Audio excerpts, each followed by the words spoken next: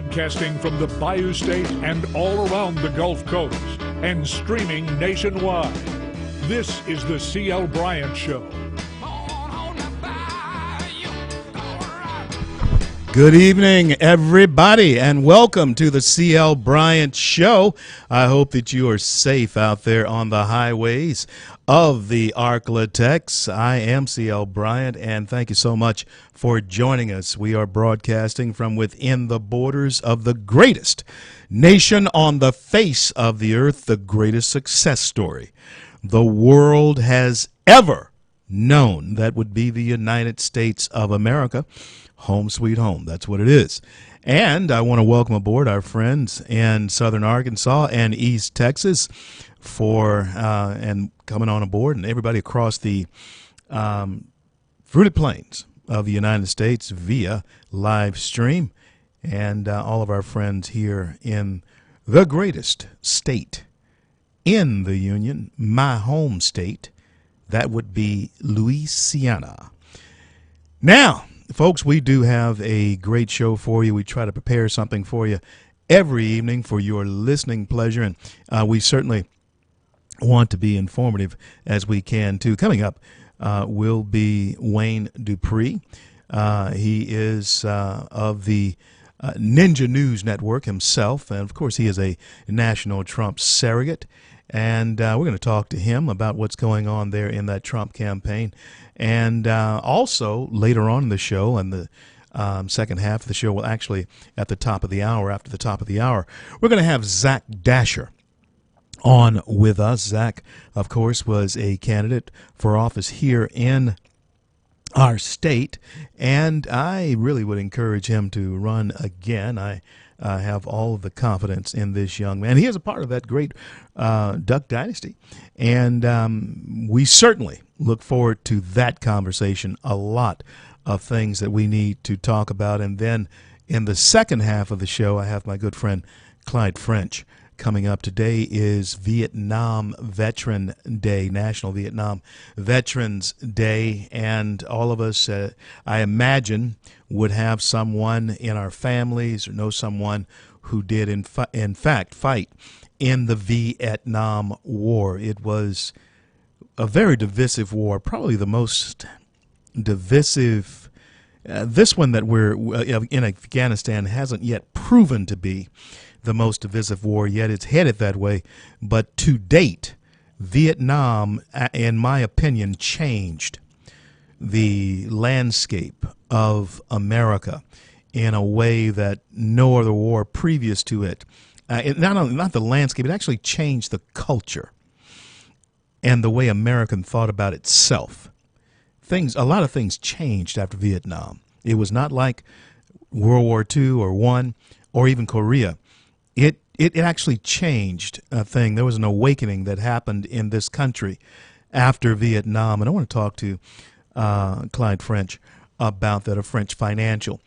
Well, folks, our former governor, Bobby Jindal, even though he says he's no fan of Donald Trump, says the reason that people are behind Trump is because of what's happening really in Greece. Bobby Jindal, I don't know what Bobby is. He's staying, visible. A lot of governors, Mike Foster went away, a lot of the governors, once they step down from the gubernatorial chair, they go away. Not Bobby. Went ahead and ran for president. And, now you see him popping up here and there and everywhere. And he's making statements about things that, keep him out in the limelight. And it causes me to ask the question, what's next for former governor of Louisiana, Bobby Jindal? He's weighing in on some topics that are really important to the country. And I guess for the last few years of his governor's term, he was doing that anyway. So he's just an extension of what he was doing. And so many of us said that the whole time that he was governor of Louisiana, he was running for president. But that's the knock that folks have on a lot of the senators that were in the Senate, Ted Cruz being one, Marco Rubio being another, Barack Obama being another, is that they got the office to run for president. Jindal, some are saying, got this office, ran for governor of Louisiana to run for president. Well, I just know that he's visible. He's out there, and he's weighing in on the Greek deal the Greek riots that's going on there in Greece. And it's not the Greeks this time who are complaining about not getting their monthly welfare checks from the Greek government. They did do that. They rioted before when the government told them they had to cut back on that. The Greeks rioted. This time the Greeks are actually trying to defend themselves against refugees wanting to pour across their borders. And the same thing could happen anywhere where Syrian refugees are looking to get away from Assad and the atrocity of ISIS and Al-Qaeda that's going on there in the Middle East. These people, listen, I got to tell you this. I don't blame the people for wanting to get away. I don't blame them for that. I just think that the way our administration, the president, is handling this, and the way the Greeks, the way the Danes in Denmark, the way the Swedes, even England, has handled this. I mean, let's go in and take care of the problem, because the problem is not the people trying to flee. The problem are the people who are causing them to be misplaced or misplaced. And that is ISIS. ISIS is the problem. And coming up a little bit later on, I'm going to play a clip. A little bit later on in the show, I'm going to play a clip of President Obama a couple of years ago speaking at West Point. And you know what? He sounded a lot different then than he does now. This was right around the line in the sand time. I'm CL. This is the CL Bryant Show. Back with Wayne Dupree, the news ninja, in just a couple of minutes. Don't go anywhere. Texas town, about to shack outside the game. You know what I'm talking about. Just let me know if you wanna go to that home out on the range. They got a lot of nice girls.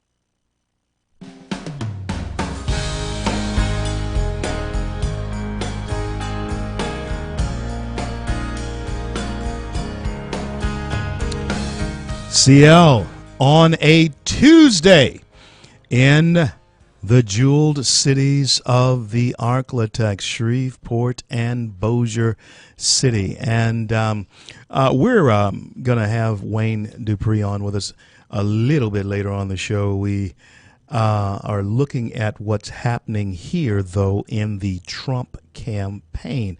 Now, I know I have a lot of listeners out there who are Trump supporters, and I have good friends who are Trump supporters. But it's just I'm just commenting on this, and you know, they get so touchy sometimes when it sounds like I may be saying something against him. I'm not saying anything against him. I'm just reporting some things here that are happening, and this is one thing that is happening. Michelle Fields, former reporter for Breitbart, Andrew Breitbart founded and started this particular news outlet. She was trying to get an interview with Donald Trump, and she was unsuccessful with getting that interview with Donald Trump because she was, according to her, she was manhandled by a Trump staffer, actually the campaign manager, and his name is Corey Lewandowski. Now, at the time, Lewandowski said that he never touched her, and he'd never seen her before. He didn't know her, and he didn't see her before. However, he did today surrender himself to the authorities, who charged him with a misdemeanor battery. In the state of Florida, this is where this incident occurred. Battery, and I think battery is pretty much described like this anywhere. A battery is when you touch or hit or invade somebody's personal person without their, consent. That is a battery. That's a battery against it. You touch somebody in a way that they do not consent to. That is a battery. And there's various degrees of battery. This is a misdemeanor battery. Now, this is what I'm going to talk to guests about, when we get them on, is this. Because the Donald, of course, did a interview, and he was saying that, he doesn't believe this, she made it up, yada, yada, yada, all of that. And I would expect him to say that. I'm not too sure I wouldn't say the same thing about it. But this is one thing I probably would have done from the outset, and I think Trump would have been smart to do this, since I do believe he's a smart guy. But I think sometimes when he surrounds himself with people who may not be as smart as they present themselves to him as being, I would have immediately apologized for it. I would immediately apologize for it, and it would have been nothing to it. But by them making out that this girl, this woman, was not telling the truth, even though she showed bruises and so forth, and making those out to be something that they didn't know if they were there or not, this has escalated to something now that has led to this man surrendering himself to the authorities, which means that if they're bringing charges, and you attorneys or police officers out there, who I thank you so much for listening to the show. If I'm wrong, please tell me. But there must be probable cause. I know that much. Remember, I was once a paralegal myself and all that kind of thing, and there must be probable cause. On the line with me now is my good friend, 3 minutes right now. my good friend and Trump supporter, and his name is Wayne Dupree, the News Ninja. And son, I want to thank you for being there on the show with me. How you been, man? You better had called me, son. You see, and I want all my Trump supporters to know that I love this man that's on the show, on the There phone you right go. now. I love this, even though he's a Trump supporter. He's not a Cruz supporter. He's a Trump supporter. Wayne, welcome back to the CL Bryant Show. Let me ask you this now. You got your boy Corey Lundusky, with a misdemeanor charge there. Couldn't that have gone away if they'd have just said, "Hey, we're sorry for what happened to you, Miss Michelle Fields," and instead of maybe calling her a liar? How do you think this got to this point? I mean, what's going on here? You really gonna make me answer that? Oh yeah, because this isn't going to go away, man. This is something that's going to dog Trump. It's going to dog your boy with this. It really is, and they're blowing this thing up big. They really are. What do you think? I mean, well, you're right. They are blowing it up big because they're trying to cover up the scandal on the other side for right now. But if I have to answer your question, I am going to answer it with an honest, down the middle, non-biased. I looked at the video, Pop. I looked at the video, and you have been in the same situation. I've been in the same situation where we have been moved out of the way. Yep, definitely so. Forcefully. They have moved me forcefully. More forcefully than what was on that video. Definitely. I'm sorry that she feels like that she was almost thrown to the ground, or was probably and that was the initial response coming from her boyfriend that she agreed to. She agreed to that on the audio tape.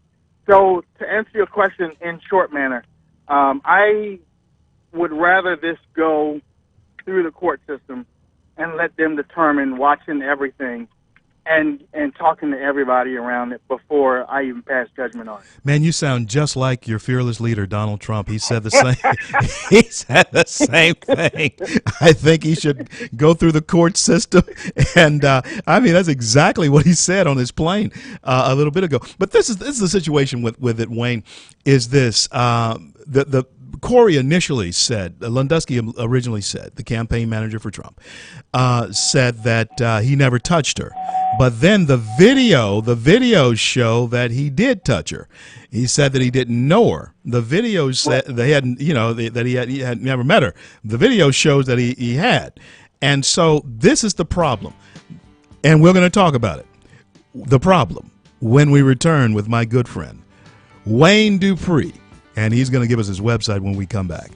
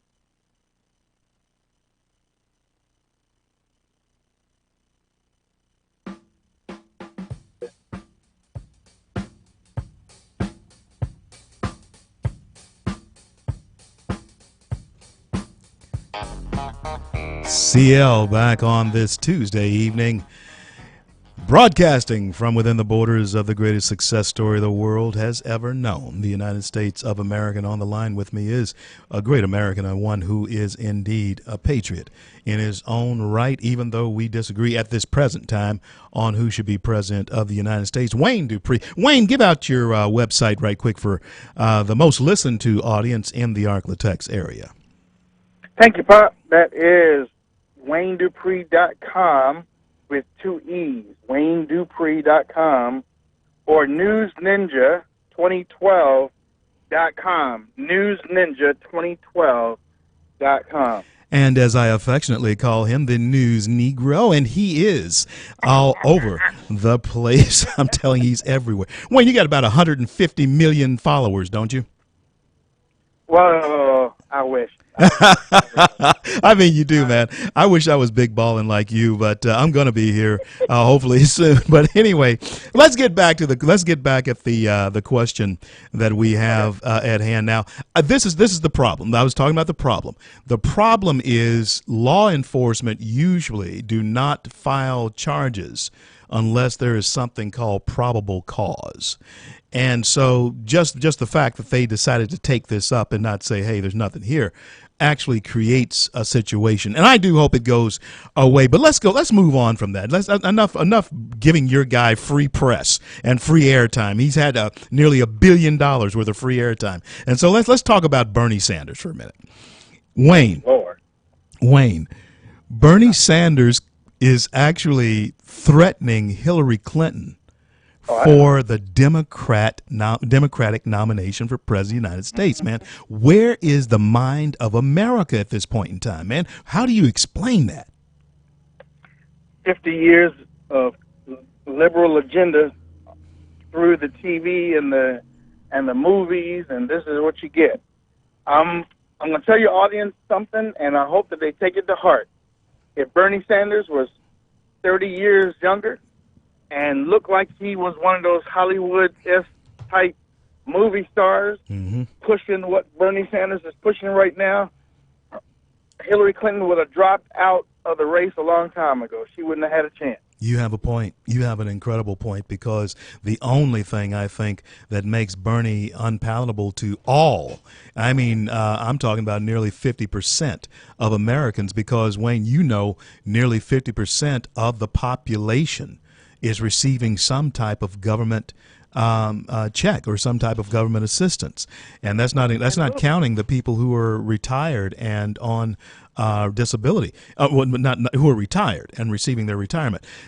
Wayne, I think his message is appealing, and this is something else too. I want to get your opinion on this.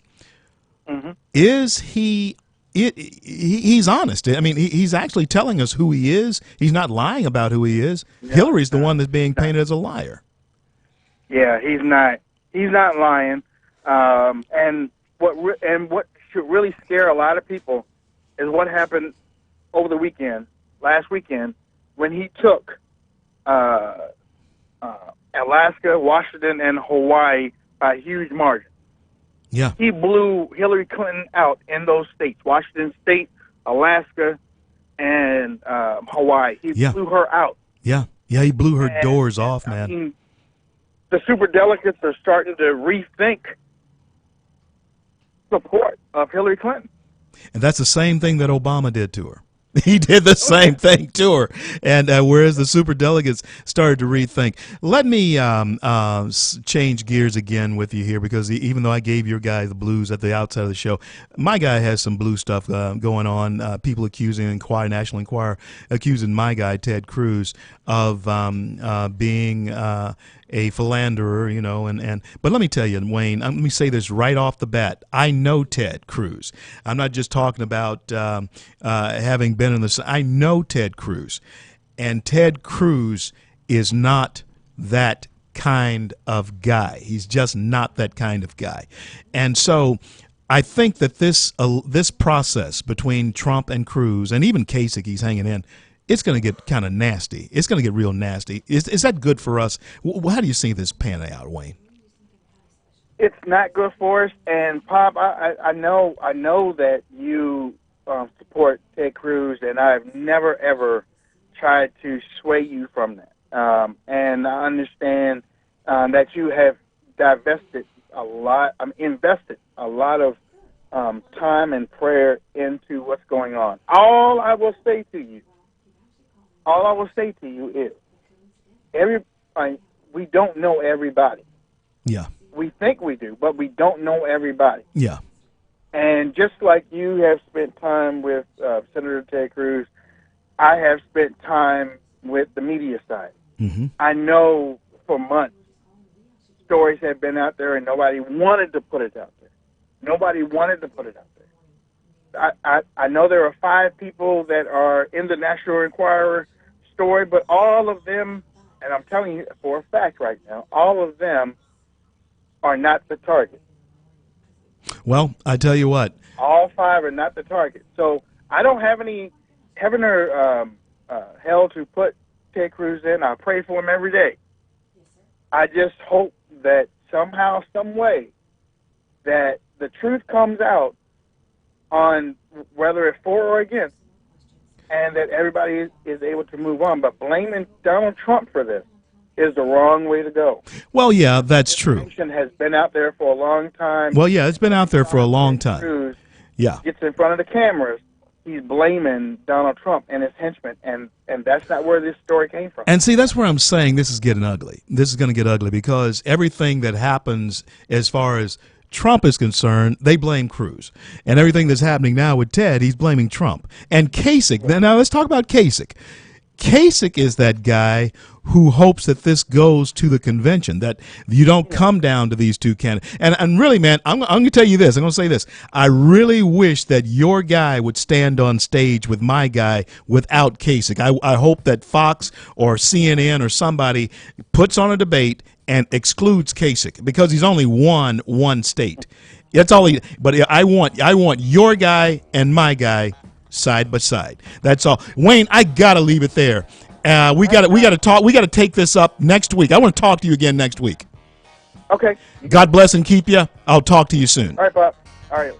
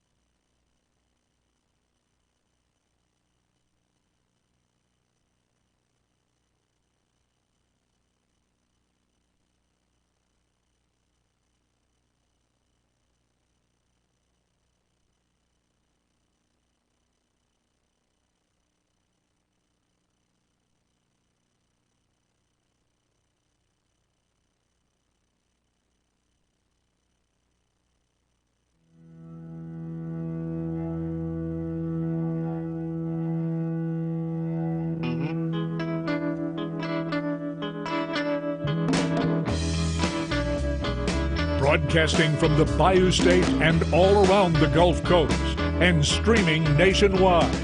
This is the C.L. Bryant Show. C.L. Bryant back with you on this Tuesday afternoon, broadcasting from the greatest nation on the face of the earth, and that would be America. You know, whenever natural disasters or any type of community disasters occur, you can always look to people of faith to be there for the community that they serve.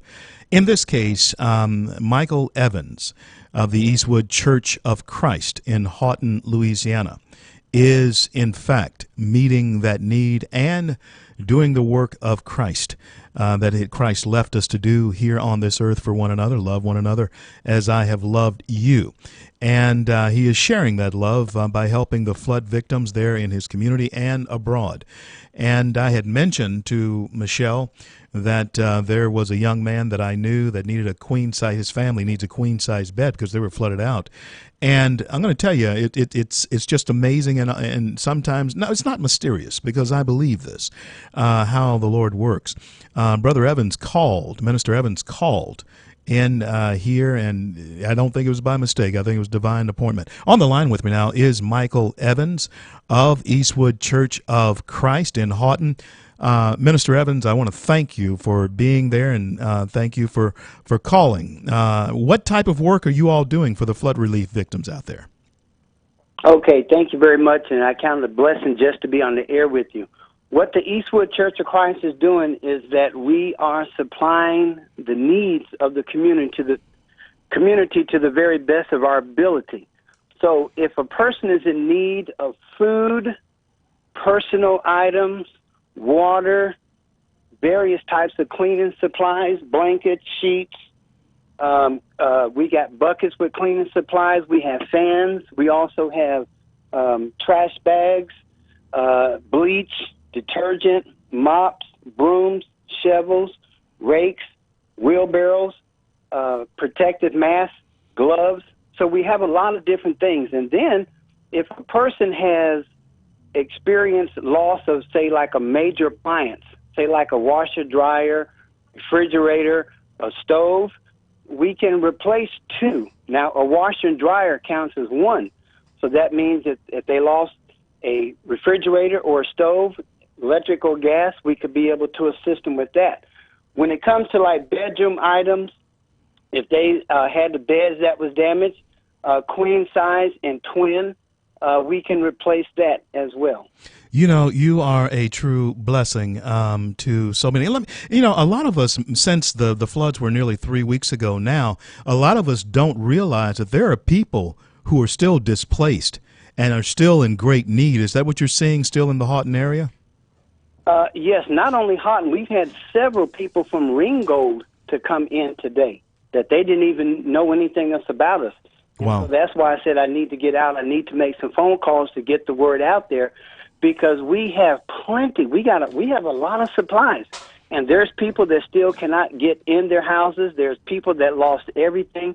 We had one lady that came to us when it first happened. She said half of her trailer was in the river, the other half was on the ground, and she said, I don't even want to replace it. I just need to help to get to Kentucky. So yeah. She left, and we helped her. So she just needs to get on out away from here. Now, how do people get in touch with your church? They can call us. We're at 4100 Highway 80 in Houghton. Many people come by. Some call and to double check the address or to see if we're going to be here. But our telephone number here is area code 318-949-1846. There's a young man that I am going to send your way, and he will be mentioning my name. He had approached me about 2 weeks ago about how he got flooded out in his home. His family there is in need of a queen-size bed and a gas stove, and I had my ear to the ground for something. And just lo and behold, you call the show. And Pastor or Minister Evans, I want to thank you for the work that you are doing And I want to say to you, God bless and keep you in that work. Folks, that is the Eastwood Church of Christ in Houghton. And if you do nothing else for them, you lift them up in prayer. And by all means, you go by. See, this is the type of church.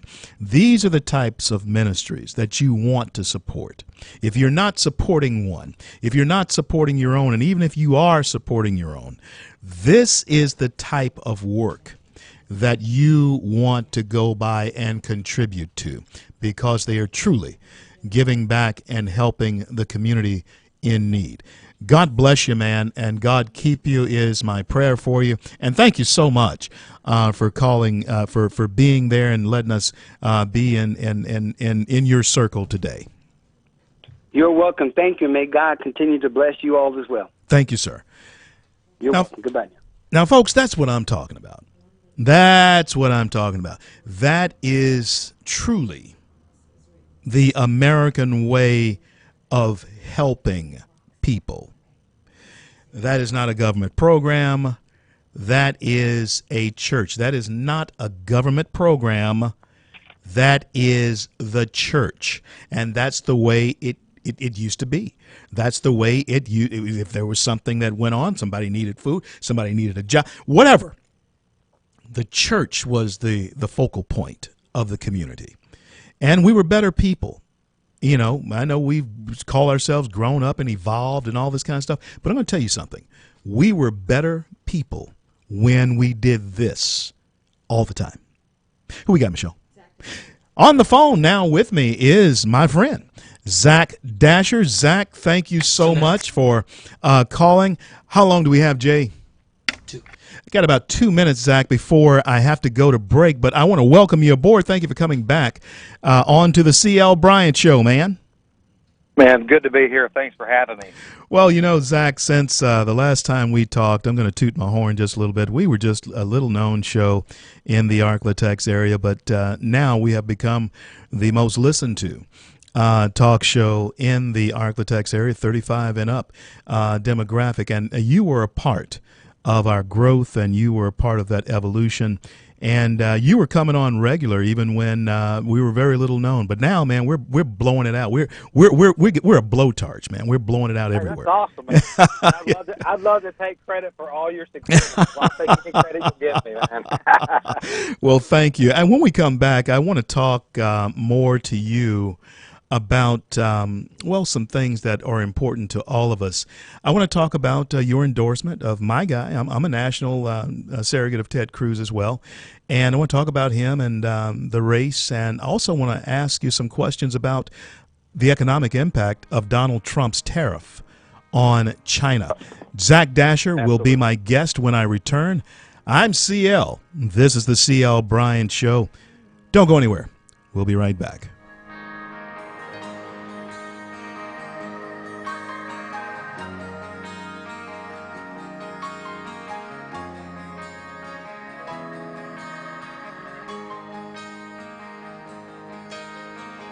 We don't have no plastic LA friends, ain't on the edge of no popular trend, ain't never seen the inside of that magazine GQ.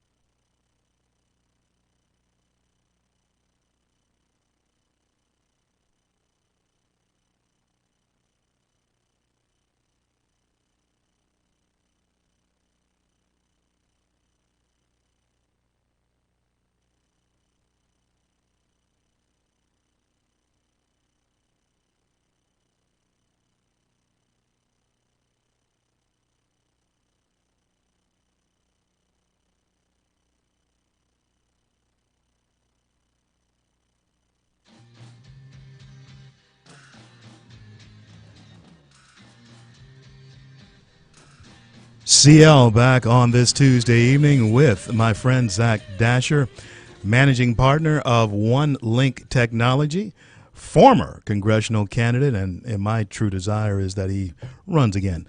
And we'll talk about that another time, though, Zach. And he's a member, of course, of the Duck Dynasty family, one of America's premier families, and a conservative leader in his community. Welcome back, Zach. Let's talk. Let's talk a little bit now. Now, you are a surrogate of Ted Cruz as well. Why did you endorse Ted? You know, I've been following Ted for some time now, his career in the Senate, and he's been one of, I would say, a very small group. I won't even say a handful, because I don't know if we could fill up an entire hand with them. Guys like Mike Lee and Ted Cruz that have really been on the front lines of fighting for liberty in this country, standing up to the establishment. And so for me, it was a no-brainer. I was with him from the absolute beginning, and I'm glad to see him closing in now, and I hope he's going to win this thing. Yeah, I see that Scott Walker of Wisconsin has, in fact, endorsed him, and it appears that it's a neck-and-neck race there in Wisconsin, and I'm believing that Ted's going to pull that one out. Now let's talk about the competition. The front runner, the presumptive front runner of the Republican Party, and that's Donald Trump. He claims to have all the answers as far as fixing America's economic woes. But now you have a question about the impact of Donald Trump's tariff on China. Explain to us. Well, I would say my objection to Trump is even much broader than that. I mean, I think the biggest issue with Trump is, and any president that we're going to elect to office next, is who will they appoint to the Supreme Court? Who's going to take Scalia's place? I mean, Trump has talked about appointing his sister, who basically wrote a bill upholding partial birth abortions, and that's a big deal to me. You know, I look at the tariffs that he's talking about, putting a 45% tariff on all imports coming from China, and you know, when folks have asked him about this, when they said, you know, Donald, do you realize how absurd this idea is? That's the ones that are going to pay the tariff. It's not going to be these Chinese manufacturers. It's going to be that mother of three making $40,000 a year. She's going to pay for that for her basic goods at the store when she goes to try to provide for her family. I mean, that's all passed down to the consumer. Absolutely. What bothers me, and when they bust him on this, he always says, well, that's only a threat. I would never actually do that. Now consider this. This is coming from a man who touts the fact that he's a great negotiator. I don't know about you, but when I'm negotiating, the whole point of a threat is that there's the possibility that it might actually happen. Right. So he's already tilted his hand and said that he's not going to actually do this now that he's been busted on it. And my thing is this. He's already run his negotiations with China before they'd even started. I mean, this guy does not understand free trade and free economies. And what we need is, we don't need a president who can come in and tell you how they're going to change everything and fix everything. We need someone who can get in there and get the government out of our way so that we can fix things. That's the big difference between Donald Trump and Ted Cruz. Donald says he's the answer. Ted Cruz says that we're the answer. And you know what? I think you put it very well as to why I also support Ted, because I go back to the Dewhurst campaign there in Texas, and this is what I want to ask you about Trump and Obamacare. There seems to be some type of double speak here. Trump says he's against Obamacare, but he's for Obamacare mandate. Can you make any sense out of that? Well, I'll tell you this. Here's the key to understanding Trump. You cannot read his words, because if you try to read them in a script, they're logically incoherent. So you have to watch him on TV so that you can get emotionally charged. That's the only way he makes sense. He totally contradicts himself. When he said on, was it Anderson Cooper, just 30, 40 days ago, he said that he was for the federal mandate. Well, folks, let me tell you something. The federal mandate is Obamacare. Right. And this is very interesting, CL, because if he touts himself as being this anti-establishment guy, and most of his constituents are very angry at the establishment, and I get that. I totally get that. But we have to ask the question, why are we mad at the establishment? And I remember why we're mad, because in 2010, when the Tea Party movement happened, everyone was angry that the federal government was coming in and forcing us to purchase health care insurance. That's called a federal mandate under Obamacare. That's what went to the Supreme Court. And the problem is this: is that this is the core of the whole thing. Trump supports. He supports a federal takeover of our individual rights and state liberties. I mean, he is forcing the American people, or at least he's advocating for the forcing of the American people to purchase a product. That's not conservative at all. That's what we're fighting against. I don't care. You know, I know some people say the enemy of my enemy is my friend. I disagree with that. Let's stay principled here. I disagree with that too. Go ahead.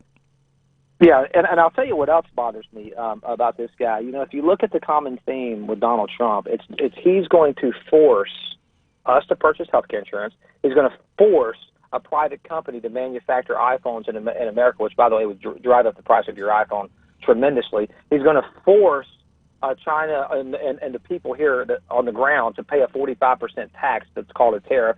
He's going to, everything that he's going to force his way into things. And now in the state of Louisiana, he's going to force us to abide by his rules, and he wants to come in and change the whole delegate process that was selected long before Donald Trump was even thought about, was even in the picture. So, I mean, I think there's a problem there. We need a candidate, like Ronald Reagan said, we need someone who understands the government and whoever we elect to be our president is not the answer to our problem.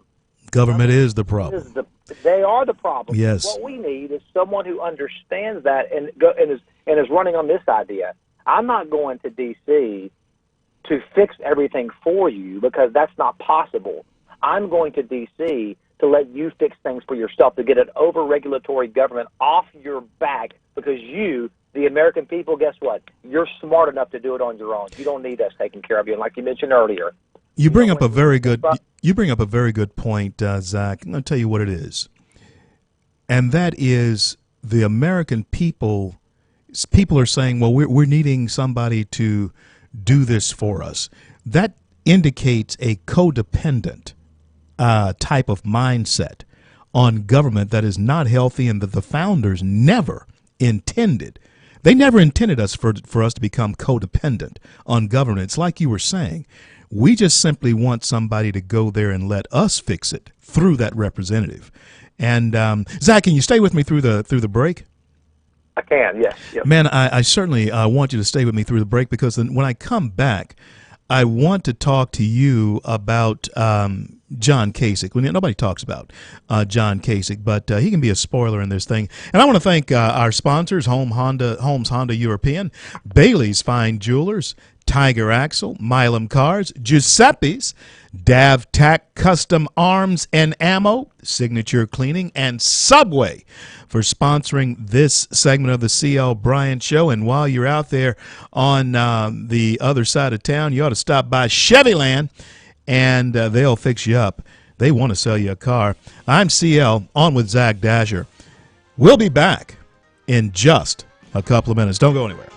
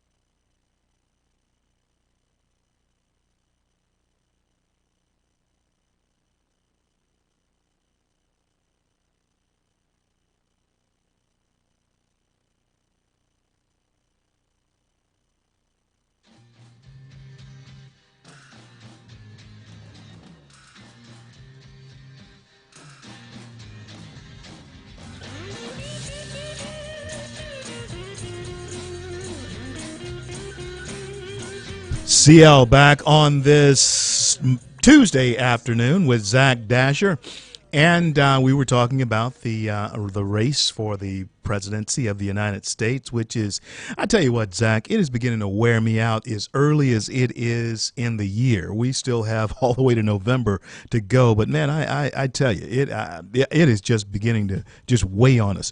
John Kasich is a part of that. I was hoping he'd jump out of the race so side by side you could see Ted Cruz, you could see Donald Trump, and we could talk policy, we could talk issues, and I think Trump would be exposed. That's what I feel. I got many Trump listeners out there who always cringe when I'm talking about that. But folks, that's just the way I feel it need to go down. Trump and Cruz need to go mano a mano. What do you say, Zach? Yeah, I mean, I think that Trump has already been exposed. My grandfather supports him, and we've had vigorous debates about it. And I've exposed all the things that I believe about Trump being a faux conservative and everything. It doesn't seem to matter because some of these folks are so upset and angry, and I do understand that part of it, that I don't think that matters. What I think would happen, though, if Kasich got out of the race, I do think that those votes would probably go, his votes probably would go to Cruz, and I wish he would get out of the race. He has mathematically zero chance of winning, which makes you wonder, why is he in the race? Absolutely zero chance of winning, and the idea that he wants to push this to a brokered, well, not a brokered convention, but a contested convention, is something I think that's almost diabolical, because you mess up the entire process and you begin to weaken the party as well in that process. Do you think, though, with the vote, the way the field is beginning to sprawl out, do you think that a contested convention is in the offing for us? Do you think that very well could be the case? Yeah, I don't think there's any question about that. I don't think anybody gets to 1237. So I think we are definitely headed for a contested convention, and I think that's okay as long as it's someone who has gotten a substantial amount of the delegate count going into it. I mean, I don't think that a contestant, we've had it before, I don't think it's necessarily a bad thing. I think it would be bad if they parachute somebody else in, like a Paul Ryan or somebody. Then you're going to have complete meltdown in the Republican Party. But I think if it's between Ted Cruz or Donald Trump, I think that we're in good shape, even with a contested convention. And Zach, I don't know how you feel about this, but whoever the best man is as far as winning the number that is necessary, I think that person, and I even as a Trump Cruz supporter, I'm going to say if Trump wins it fair and square, then he's the guy. And that's it. He won. But I don't want anybody to get ripped off. I don't want him to be stolen from him. I'll say this. Yeah, we got to be careful with some of that language, because Trump's trying to set the narrative that if he doesn't get the required number, which is 1237, and he still doesn't win, then somehow it's been stolen from him, and that's not true. Right. Ted Cruz and him are both in contention, and nobody gets to 1237. And then the rules, the way the game is played, the way the process rolls out, you have the battle on the floor, and whoever comes out standing on top wins. And I think Ted's very good at those rules. You saw what happened here in our state of Louisiana. Ted came out of here with 10 more delegates, which actually puts him ahead of Cruz in the delegate count. I mean, puts him ahead of Trump in the delegate count. Yeah, and Trump's upset about it, but Trump brands himself as hiring the best of the best, and he only surrounds himself with top-notch players, and he is the king of organizational excellence and whatnot. But it seems to be that nationwide his campaign has not been up to par with Ted Cruz. Exactly. So, you have to put the blame. Put the blame on yourself and the way you've run your campaign. That doesn't fall on anybody else's shoulders except for yours. It doesn't look like he's taking a lot of blame. I see that his campaign manager, Corey Landusky, is. I think they should have apologized to the Breitbart reporter just from the beginning and put that away. But it looks like there's a probable cause to have charged this guy, and that is what's happening. But anyway, I want to thank you so much for being on. But before you leave, you got to tell us about One Link Technology. That's your business. What are you doing there? What is that? Yeah, we do IT and cybersecurity staffing. So any company, we cover all of Louisiana, D.C. We've got clients in Alabama, Tennessee. any IT cybersecurity related professionals that someone might need, maybe on a temporary basis. Maybe someone needs a web developer for a 6-month contract. Our company will find those folks. High level cybersecurity experts. We provide the consulting service, and we also do direct placements as well. So you can Google us if anyone needs that type of service. I've got a whole team of recruiters work for me, and we can definitely help anybody out that's in that market. That's the number one, Link Technology. And please go there. Zach, got about a minute and a half left with you. Are you planning any moves in the political arena anytime soon? What are you thinking? I don't. I'm not ruling it out, but I'm going to continue to fight for economic liberty and religious liberties and liberties of any sort. And I don't know if it's going to be in the church, if it's going to be in my profession, if it's going to be behind the scenes. I mean, we're involved on all fronts. If the opportunity affords itself, we might consider something, but I don't have any plans in the near future. There's nothing on the table right now, but we just enjoy fighting with guys like you, man. Staying with guys like you. Absolutely. Liberty. You're one of the good guys. Steve. Absolutely. Thank you so much for that, Zach. And you be sure to tell all the family, Uncle Phil and Willie and everybody we said hello. And, hey, they're welcome on the show anytime, too. But you are a regular. You're going to be a regular. I've been missing you, man. You haven't been on in a while. And I said, hey, we got to have Zach on. And listen, God bless. God keep you is my prayer for you, and we will be talking to you real soon. All right, thanks, CL. God bless you too, man. That's Zach Dasher, One Link Technology, and a part of one of the great families in America, and that is the Duck Dynasty family, and a conservative leader in his community. And as you can see, he is very, very much opinionated on how and who this presidential nomination should go to, as am I. And when we come back, we'll open up the phone lines, take your calls, 320-5335, 320-5335 is the number to call. I'm CL. Loves her mama, loves Jesus, in America too. She's a good girl, she's crazy about Elvis, loves horses, and her boyfriend too.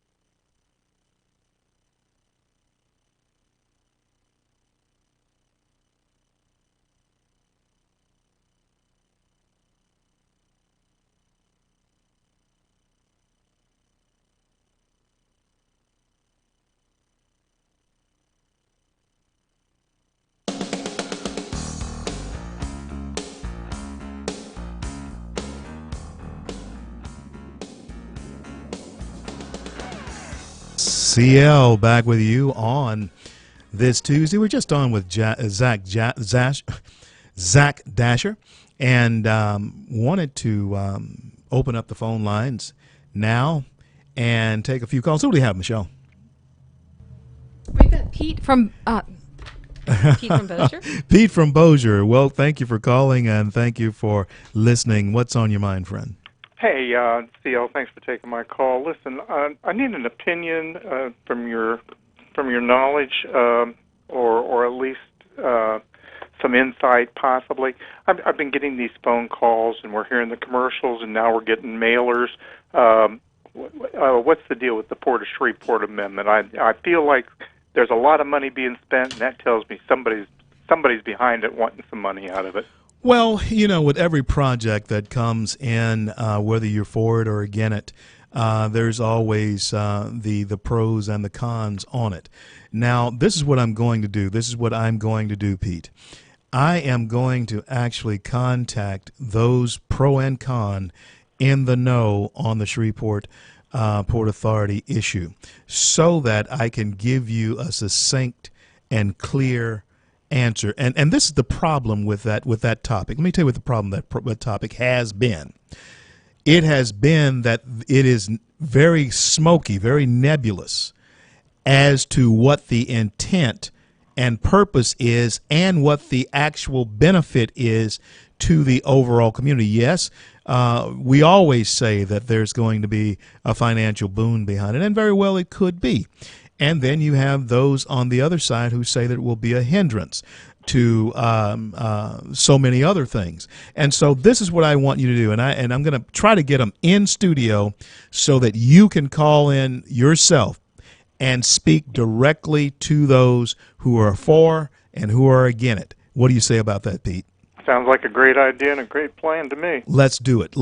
And I got Michelle working on it now. What else is on your mind, friend?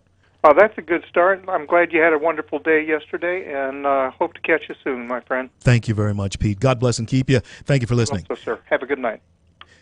Yeah, you know, folks, and that's what we have to do. We have to get the principals in here in studio with me under the CL Bryant logo here in most listened to show in the Arklatex, and get ages 35 and above, and get the pros and the cons. Because listen, if Shreveport is going to go through if we're going through growing pains, pardon me, and this is a part of those growing pains, we need to be up to speed. The citizenry I'm talking about, the community, should be up to speed, abreast of what is happening here. And folks, just like Pete just did, you need to ask questions. You need to ask questions about, listen, all of a sudden you wake up and there's a Port Authority. Or maybe it didn't happen. You want to know why. So either way, you need the balance, and you need to know what's going on in our fair community. I also want to thank Yoakum, Toyota, Breches Insurance, Solar, Will Height Solar, Will Height Solar, Dale's Paving, Bossier City Harley Davidson, TAT, that's Transmission Automotive Technologies, Grub Burger, Brown Dodge, and Aikens Nursery for sponsoring this segment of the C.L. Bryant Show. Well, thank you for sticking around for and being here with us for the second half of the show. We're doing our very best to expand our reach across the nation on terrestrial radio stations throughout the country. And folks, I want to thank all of you who have been here with us through the growth period that we have experienced, and in the proper context of the word, the evolution of the C.L. Bryant Show, because it surely evolved. Coming up in April, we changed the name to the C.L. Bryant Show. We initially came on air as America on the Edge with C.L. Bryant, and then a year ago in April, April 1st, Michelle, when was it? Yeah, Well, it wasn't April Fool's Day.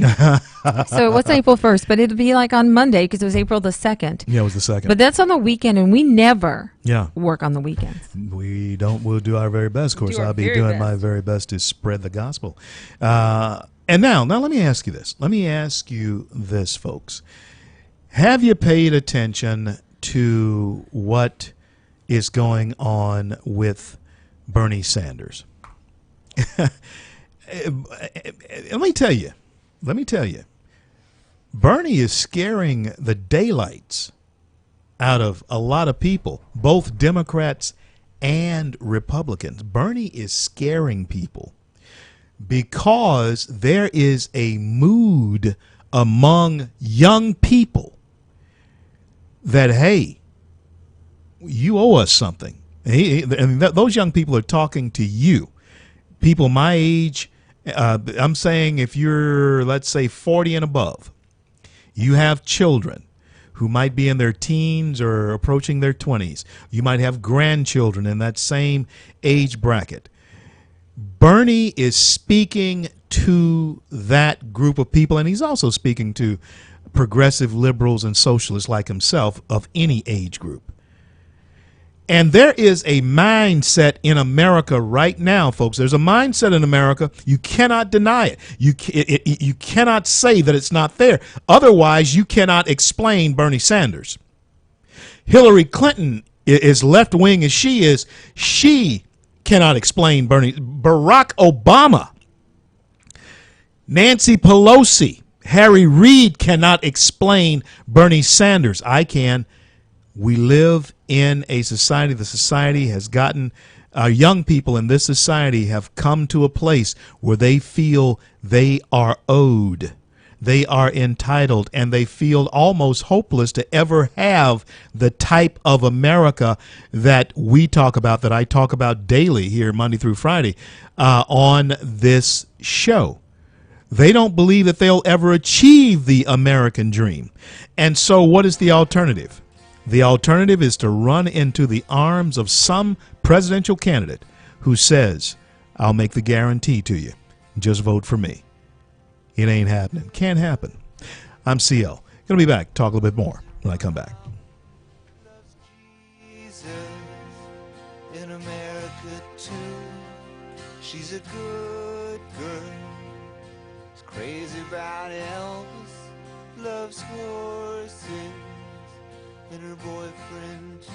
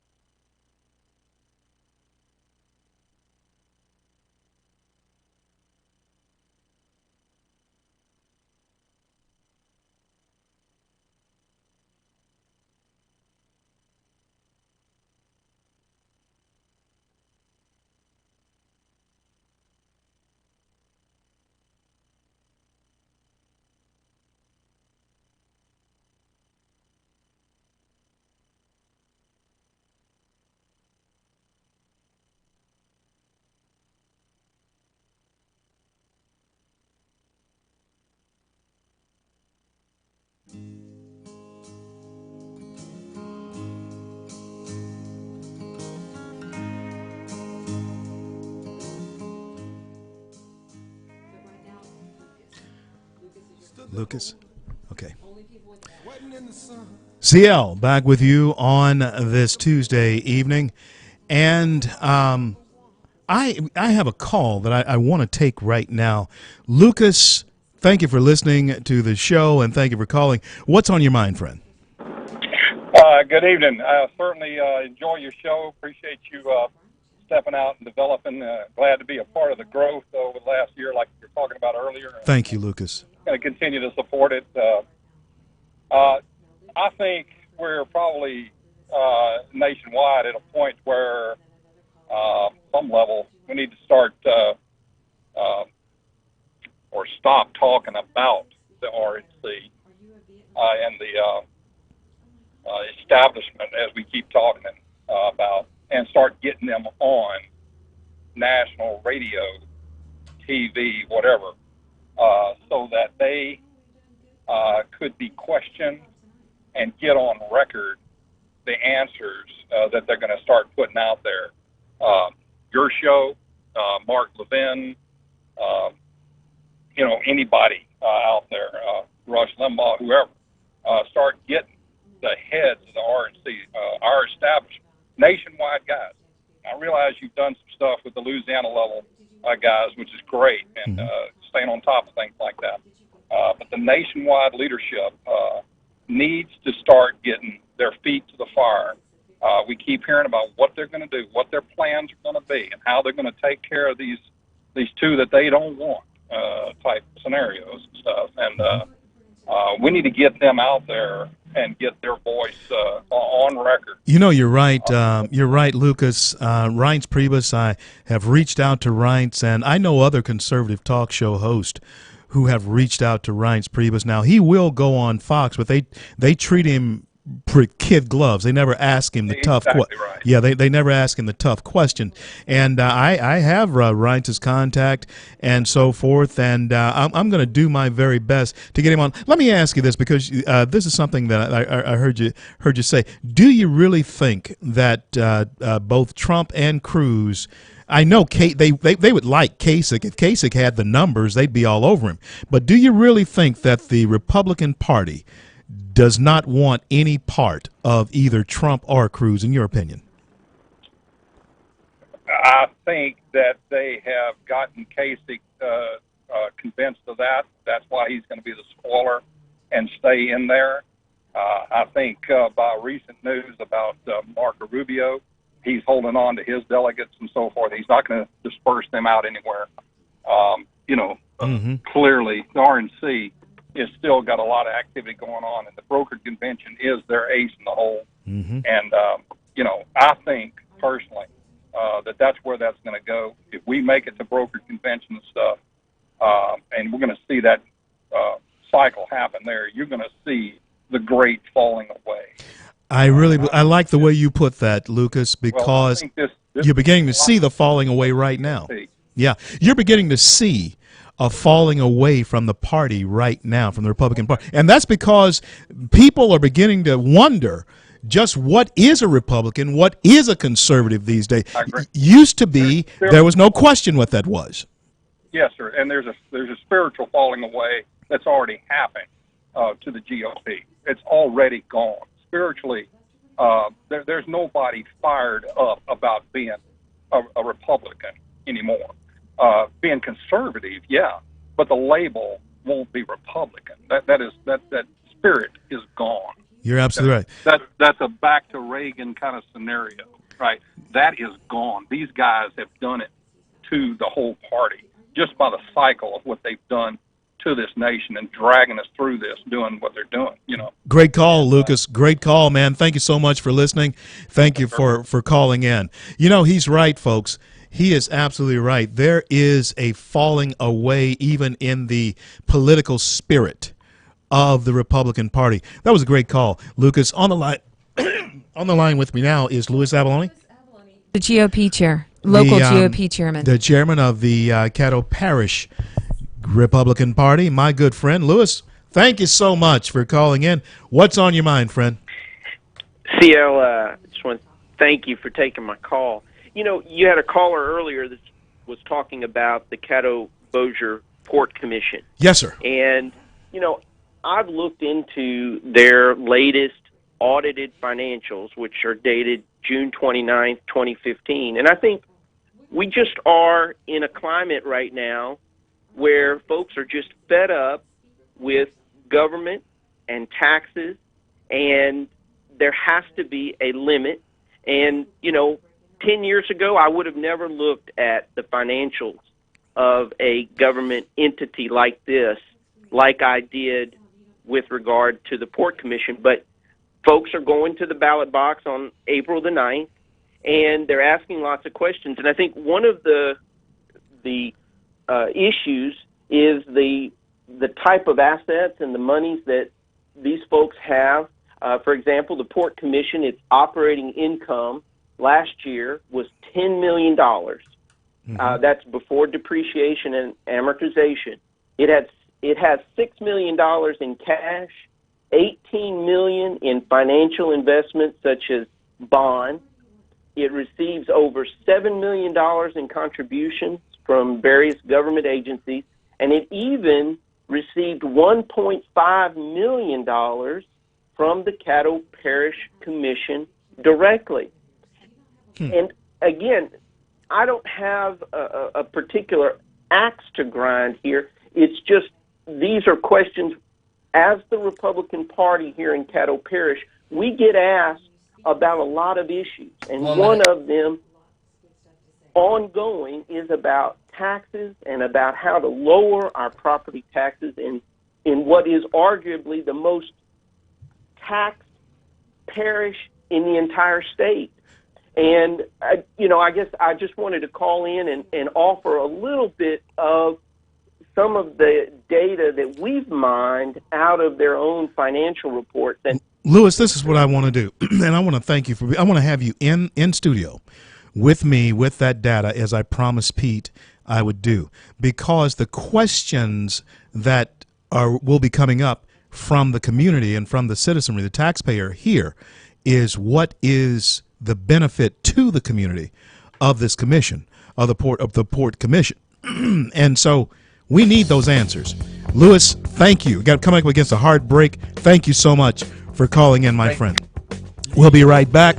I'm CL. Don't go away.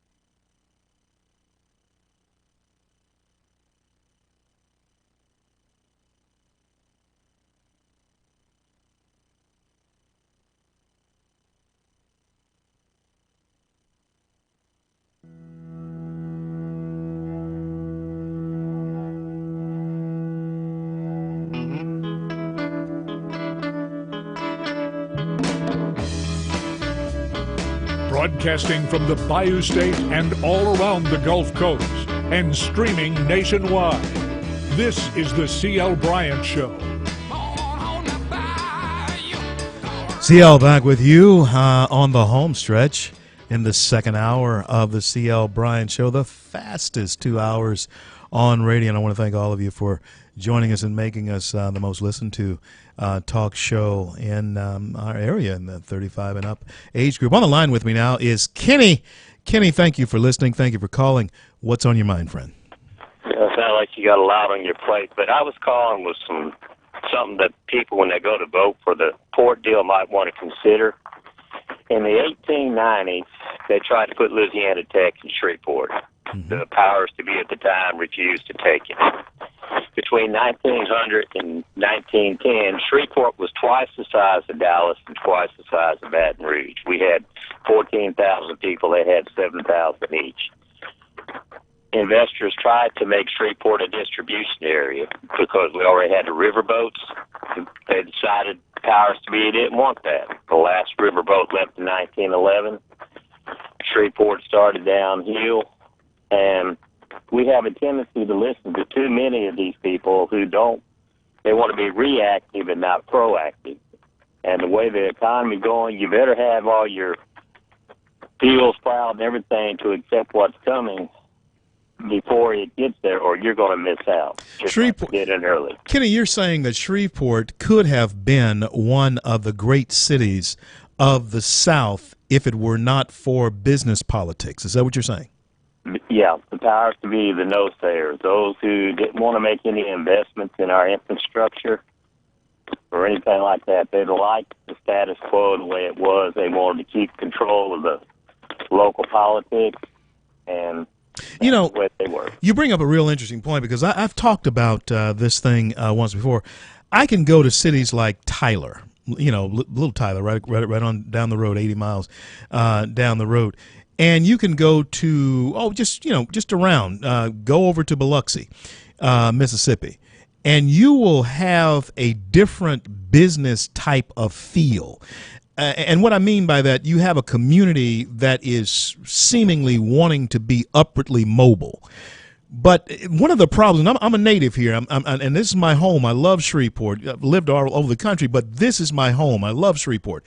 But what has always troubled me about Shreveport is that Shreveport tends to give off this air of not yet ready for prime time. You know what I'm talking about? They're just not. And what you just described is really still hanging around this city in too many cases. What do you think? That's what I agree. But the part that really gets me, there's a population study called Mega Metropolitan Regions, in which probably 80% of the U.S. population will be congregated in about 15 major cities like Atlanta, Dallas. But Shreveport will be a crossroad with the potential of multiplying or doubling its population between now and 2100 if we take the steps to provide it, such as our water resource supplies, which is on Red River for the long run, getting the highways, pushing for the I-69, doing this port, these kind of facilities. If they're not in place when that comes on, you can see Atlanta, Texarkana take over, or you just bypass us altogether. Great call, Kenny. Thank you so much for calling in. Jay, you're on the line, the C.L. Bryant Show. Thank you for listening. Thank you for calling. What's on your mind? Hey, CL, this is Jay in Shreveport. Just wanted to ask you if you've been keeping up with what's going on in Shreveport, as you call the Jewel City. Yes, I do my best. I do my best to stay on top of what's happening here in our city. What are you seeing that I may not? Well, what I want to point out is something that most people don't want to go. They don't want to go there and talk about it, but we don't have leadership in this city, and we haven't had it in some time. And what I want to point out is this. Watch your television sometime, and you see Ollie Tyler, our mayor, who's basically just a mouthpiece for Cedric Glover. But she wants to be the little diva of Shreveport, and she does her little commercials about not pouring grease down your sink, and she's doing little commercials about not littering in her little city and riding on the parade floats, and all that's real cute and nice, but there's no mention in this city of the real problems, the serious crime issues, the murders we have every night, the carjackings that our newspaper and our TV will not cover, the home burglaries, and CL, I have been a victim, the home invasions, the auto thefts left and right, I have been a victim, the business robberies, the numerous cars that drive throughout this city every day and night, that have no tags on them, stolen vehicles, but the police won't go after them. And then when you talk to our police department, when you talk to the Shreveport police about going after criminals, they respond, there's nothing they can do. We're locking up too many of our people. We have a stand-down police department under Willie Shaw. Ollie Tyler has not replaced Willie Shaw as police chief, and she won't. And here's the problem. Until we get a serious police chief in office in Shreveport, crime is going to continue to run rampant. It's going to be off the newspaper. It's going to be out of the media. No one's going to know about it until you become a victim. And wow. There's the music, Jay. Listen, gotta talk. We got to talk about this. We got to talk about this. Jay, good call. Thank you for listening. Thank you for calling in. I'm CL. This is the CL Bryant Show. We'll be back with Clyde French in just a couple of minutes.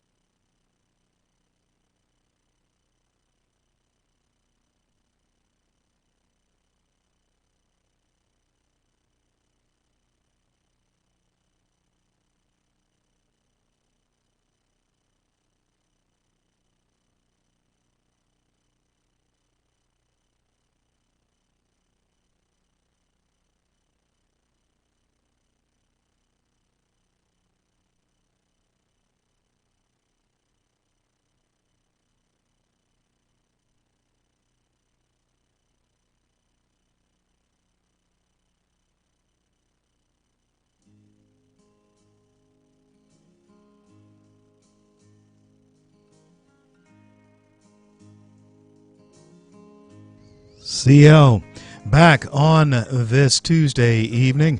And our last caller, Jay, of course, he has been a victim of crime, and of course he's bitter about that. There's no question about it. And I want to have this chance to say this, though. I want those issues to be addressed. And, of course, citizens are looking to our mayor to do that. And there are so many who believe that Mayor Tyler's doing a great job. And then there's some, and this is the situation with all mayors and all people in political office. You have your pros, you have your cons. And this is the bridge to conversation to talk about both sides of the story. This next topic is, in my opinion, is only one side of the story, and that is the American side of the story, although it can be told from many different perspectives.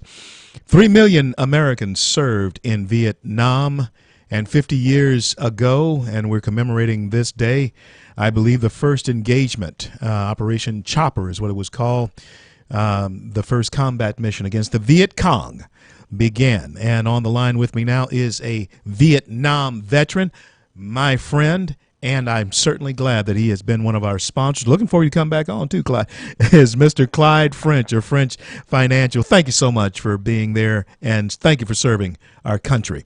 Welcome to the C.L. Bryant Show. Well, thank you, C.L. It's an honor to be on your show, and I hope you had a blessed Easter.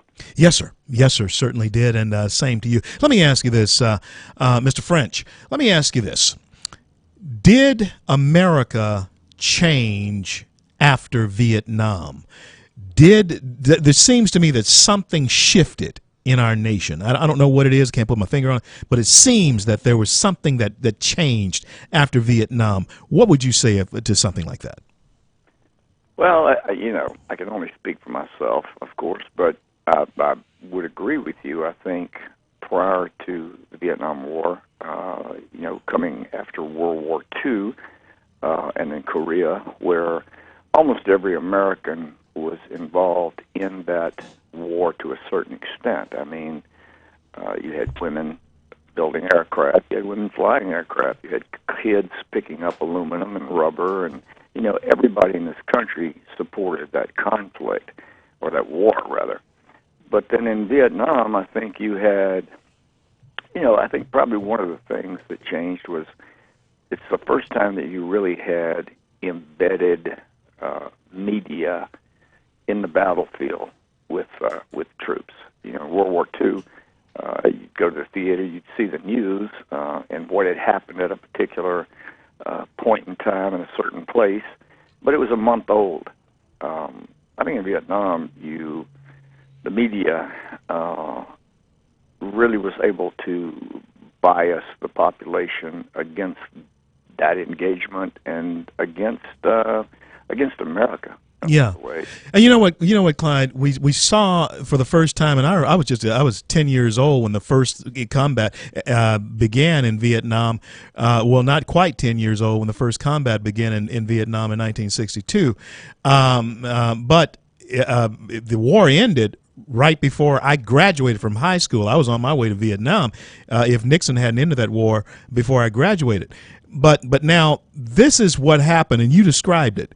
Americans were able to see body bags, and man, that was not good. Were there as many body bags being sent back to our country during World War II?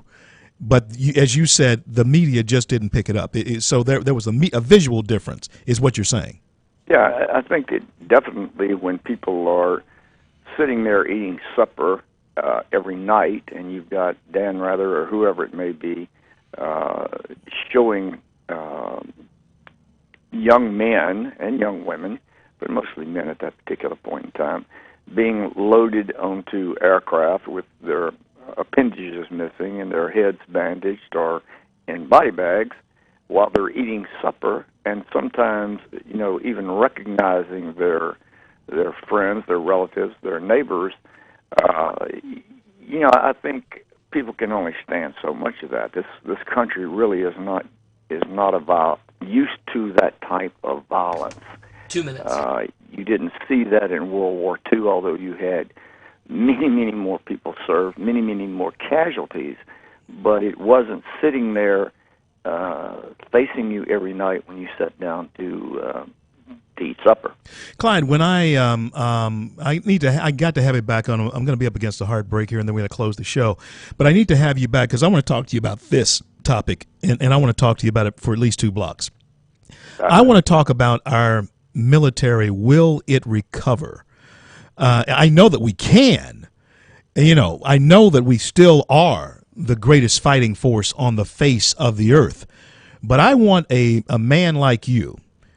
I want to talk to you about how we recover, under what type of leadership can we recover.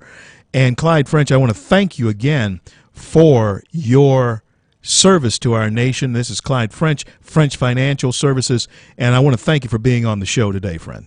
Thank you, CL. And just to make one sidebar of what you just said, we can recover when we have leadership. Right now we have absolutely no leadership, and you cannot recover the military when you have no one that cares about the military.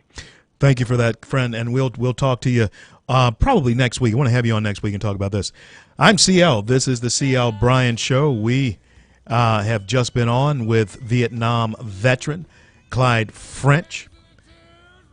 I'm CL. We're going to be back to close it out in just a couple of minutes. Don't go anywhere.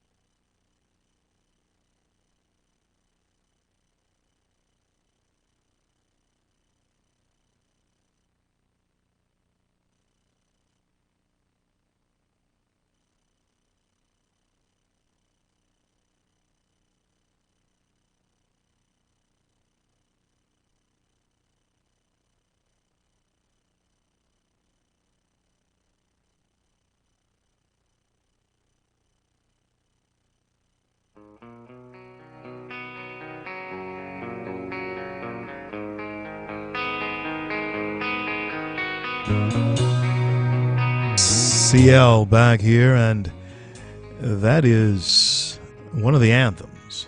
If you grew up in this part of the country, Simple Man. And that's what Mama told me too, really. But folks, listen. We need to keep ourselves safe.